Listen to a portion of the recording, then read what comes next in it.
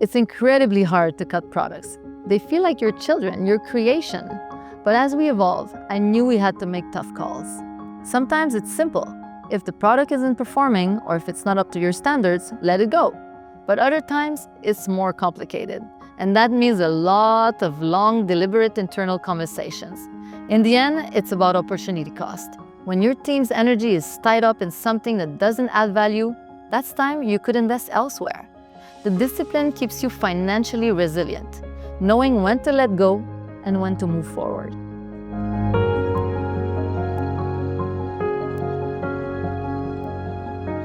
Hi, I'm Marie-Josée Richer. I'm the co-founder of Prana, a family-owned company making food that's good for you and also good for the planet. My husband, Alon, and I started Prana in 2005 with just $5,000, which was my entire bank account at the time. It was all the money I had in the world. Prior to that, we spent 5 years in Asia. I saw people living very modestly, and it taught me to live without a lot. At the very beginning, we were just surviving. We were totally frugal from day one and made the most out of every dollar. It wasn't like we were setting out to become billionaires and bring in a ton of investors. We weren't chasing big profits. We believe in organic growth, being down to earth and sticking to our values. For sure, we aimed for financial freedom, but what we really cared about was making an impact. For the first 3-4 years, it was like I was in school, getting an MBA on the ground. I was constantly learning, figuring it out as we went. For a long time, I even did the accounting by hand, writing it all down in a notepad. There were a lot of learning curves, but it taught me so much. For a long time, we were able to be spontaneous with the business and just go with the flow. But then the pandemic hit. It was tough, really tough financially. There was a week where I thought, this is it. I think I need to find a job. Our raw materials, transportation, everything just became so much more expensive.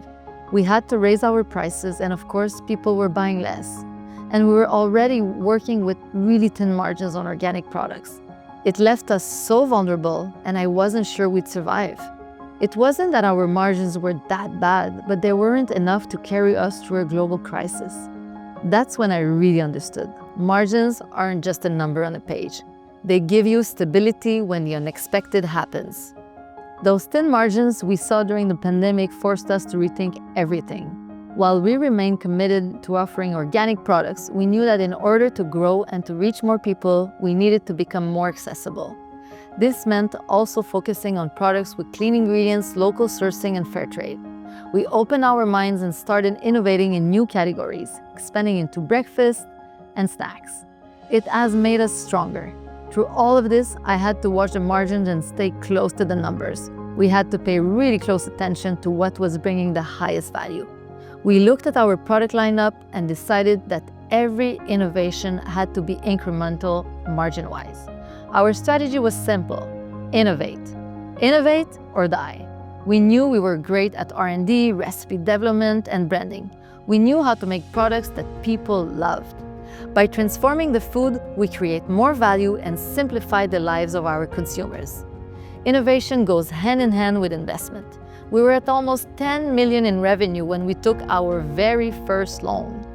We probably could have grown faster if we'd applied for a loan sooner, but we never taken on that kind of debt before, and we were still learning.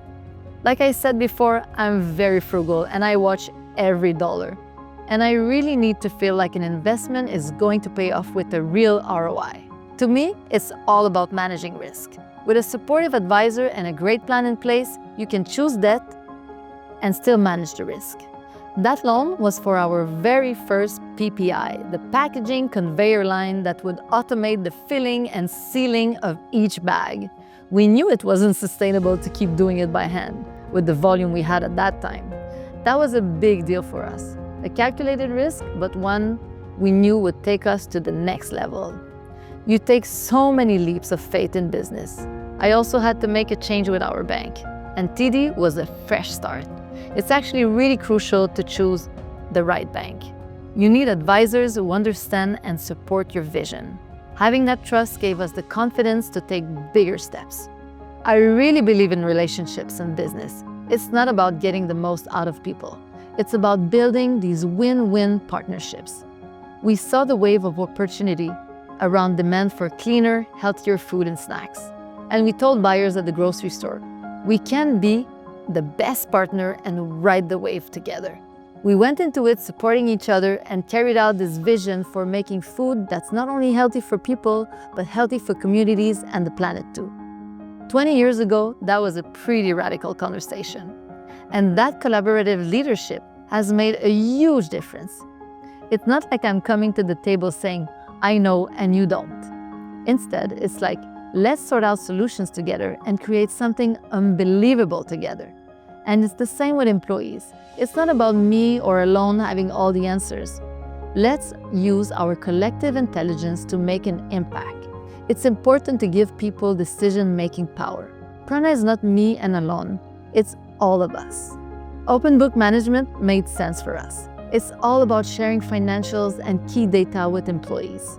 We want to be transparent. And it's actually a huge relief, real shared responsibility.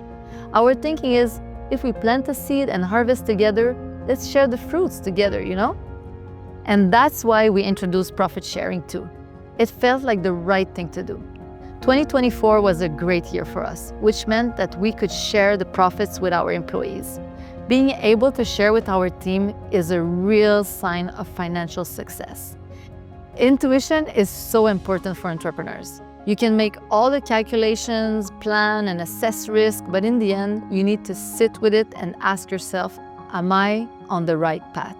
Do I feel it? I believe intuition is highly underestimated in business. I've also seen too many entrepreneurs avoid the numbers. You need to stay close to them all the time so you can truly understand what's happening with your business.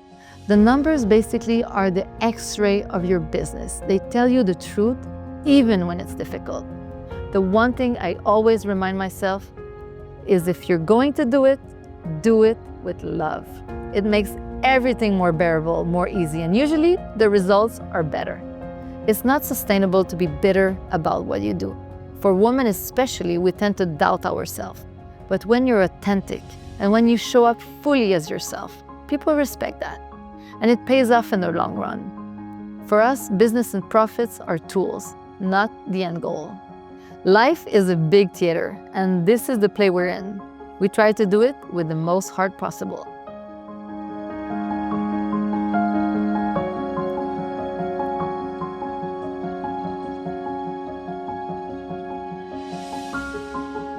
I truly believe it's super important to understand your consumers.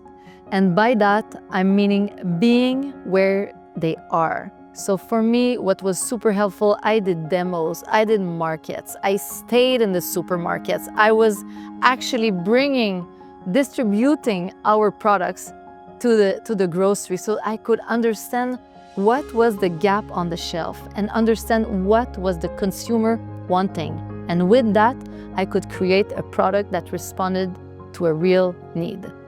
One of the greatest advice I can give on creating a grocery store product line is that it's gotta taste amazing.